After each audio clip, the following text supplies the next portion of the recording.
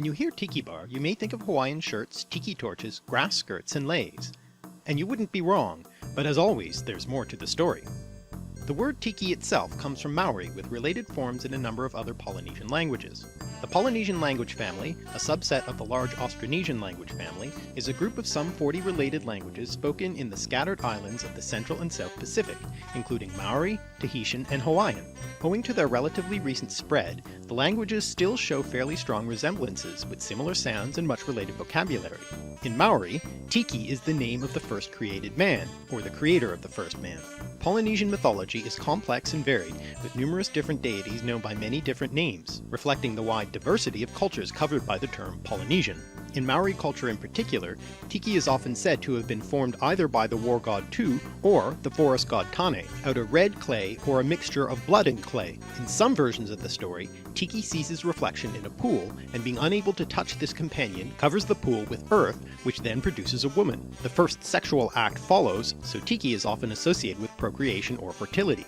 The word tiki also refers to a large wooden carving of a human figure, which has religious significance or marks sacred locations. Thus, the word tiki and its Polynesian cognates generally mean image or figurine. Tiki culture in the US had its origin in the 1930s. In 1933, Texas-born Ernest Gantt opened a restaurant in Hollywood called Don's Beachcomber Cafe, the first tiki bar. Gantt had traveled around the Pacific, then ended up in Southern California doing odd jobs in the film and restaurant industries, and even a little bootlegging during Prohibition. But things turned around for Gantt after he opened his own restaurant, with South Pacific-inspired decor, Chinese-American cuisine, and rum-based cocktails, mostly because rum was one of the cheapest spirits at the time. Soon renamed as Don the Beachcomber, it became trendy, drawing some of the Hollywood elite, and while Gantt was deployed in World War II, his soon-to-be ex-wife Sunny Sund continued the success of the chain of restaurants and expanded into 16 locations. Oh, and after years of everyone assuming it was his name, Gantt eventually legally changed his name to Don Beach. Don the Beachcomber also inspired competition. In 1934, Vic Bergeron, born in California to a French-Canadian father, opened a restaurant named Hinky Dinks in Oakland. But after visiting Don the Beachcomber's bar, he changed the decor and menu to a Polynesian-inspired style and renamed it Trader Vic's, inventing a whole new persona of a South Pacific traveler for himself. Bergeron's chain of restaurants also went on to be quite successful in the tiki craze of the 1950s, and still exists today. And it's possibly through Trader Vic's that the word tiki started being used for this mid-century pop culture trend. But to tell that story, I have to go all the way back to the 19th century and the World's Fair. The first World's Fair, London's great exhibition organised by Prince Albert in 1851, kicked off the practice of these grand celebrations of industrial progress. Its featured attraction, the Crystal Palace, is the perfect reflection of Victorian notions of industrial progress and Britain's paramount world influence. Later, as the United States star was rising at the end of the 19th century, the 1893 fair marked American ascendancy and growing sense of American exceptionalism. This fair, held in Chicago, also celebrated the anniversary of Columbus's arrival in the New World and was dubbed the World's Columbian Exhibition, so its aspects of colonialism and imperialism are fairly obvious. The 1893 fair featured native villages, recreations of the living conditions of so-called primitive peoples from around the world, including actual inhabitants, part of a widespread and truly awful 19th century fashion for human zoos. As a sort of sideline to the Chicago Fair, newspaperman M. H. DeYoung organized the 1894 California Midwinter International Exposition in Golden Gate Park, with its own exotic displays, and among the exhibits were some Maori tiki carvings. After the fair was over, they didn't go back to New Zealand, but continued to be held in the Palace of Fine Arts building, which became the M. H. DeYoung Memorial Museum, where they still are today. At some point, years later, Trader Vic's restaurant started using the image of one of these carvings on the restaurant's menu, which helped establish the style, look, and name of the tiki bar craze. Vic and Beach were friendly rivals throughout the tiki craze, but one ongoing argument between them was who invented the quintessential tiki drink, the Mai Tai.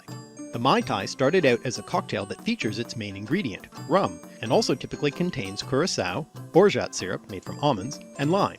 Don the Beachcomber invented a drink he called a Mai Tai Swizzle in 1933, but that recipe is actually quite different from Trader Vic's Mai Tai recipe invented in 1944. The word Mai Tai, which means good, is from Tahitian and has related forms in a variety of Polynesian languages.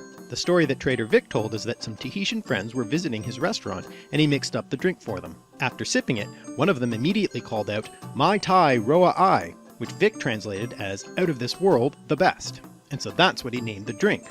Although the Mai Tai has a Tahitian name, none of the ingredients are in any way Polynesian. Rum comes from the Caribbean and is made from the byproducts of the sugarcane refining process. The name is something of a linguistic mystery, perhaps from an English slang word meaning good, excellent, high quality, or odd, which itself may come from a Romany word, or it might come from the Malay word for a rice spirit, or from a Dutch word for a type of large cup, or it might be from the last syllable of the Latin word for sugar, saccharum. Orgeat, a European product, comes through French from the Latin word hordeum, meaning barley, which it used to contain, ultimately from a Proto-Indo-European root that meant to bristle. And Curaçao is named after the Caribbean island it hails from, which name itself comes from the Portuguese word either for heart or cure, or from a now lost indigenous word.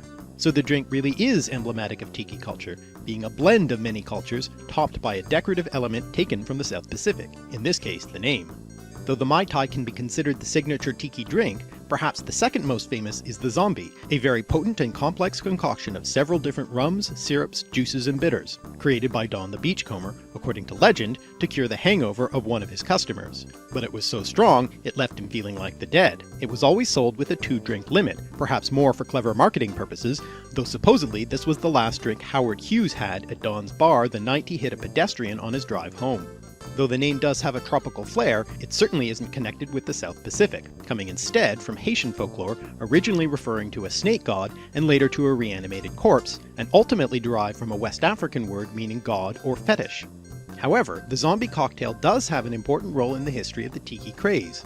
Monty Proser, a nightclub owner with mob connections, also known for the Copacabana, yes, that Copacabana, and a press agent who counted Walt Disney among his clients, opened the Hurricane Bar at the 1939 New York World's Fair and sold zombie cocktails, claiming them as his own invention. They became a smash hit, increasing the popularity of the Tiki phenomenon. And what's more, as with the 1893 World's Fair, there was a concurrent West Coast Fair in 1939, the Golden Gate International Exposition, which was specifically themed to celebrate the cultures of the Pacific, and featured a 25-meter tall statue called Pacifica, a symbolic goddess of the Pacific. Over the first half of the 20th century, we can see the world's fairs gradually moving from industrial triumphalism to cultural fetishization and appropriation to genuine attempts at intercultural communication. And this Golden Gate Fair did much to introduce the growing Tiki culture as well as actual Polynesian culture more broadly to mainstream American society. Out of its start in the restaurant industry, Tiki culture spread to other areas of 40s and 50s America. The Tiki torches that were originally used to decorate the Tiki bars and the Tiki mugs in which tropical Tiki drinks were served have become iconic. And the Hawaiian or Aloha shirt, which has its origins in 1930s Hawaii, became very popular in the US after servicemen posted in the Pacific and Asia during World War II brought them home. In fact, these returning Americans had a lot to do with the explosion of Tiki culture in the 1940s and 50s, as did the incorporation of Hawaii as the 50th state in 1959. But the craze was also a reaction against the modernization and the industrialization of the post-war era, with the fantasy of an idealized, primitive simplicity, a tropical paradise without the rigid rules of 50s morality and society. In some ways, the Maori story of Tiki makes a good metaphor here. Americans looked towards the fantasy of the South Pacific life, but being unable to reach it, instead made a copy of it for themselves, reflecting their own culture more than the Polynesian reality. The Polynesian aesthetic made its way into music as well, in the form of exotica, a subset of the popular lounge music of the 1950s. Classically trained composer Les Baxter kicked off the genre with his 1952 album Le Sacre du Sauvage, obviously inspired by Stravinsky's Le Sacre du Printemps, which combined jazz forms and tribal rhythms in orchestral arrangements that were meant to evoke the exotic Polynesian world. A few years later, Martin Denny had a hit with a cover of one of Baxter's songs, and popularized the vibraphone-heavy sounds of the new genre which took its name from his 1957 album Exotica. He even performed for a while at Don the Beachcomber's Hawaii Tiki Bar. Also worth mentioning is the Japanese-American composer Tak Shindo, who after his time in an internment camp during World War II, explored the fusion of Japanese and Western musical traditions, including some Asian-influenced exotica music.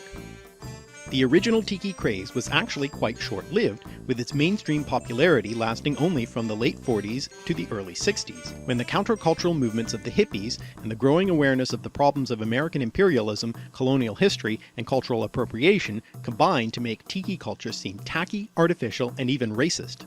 But there have been several waves of Tiki revivals. For instance, in the 90s, Tiki culture became popular for its kitsch value as a fun retro fashion. And more recently, there's been a movement among the craft cocktail set towards rediscovery and reverse engineering the original tiki drinks, and new versions that reflect more modern tastes, with new tiki bars opening.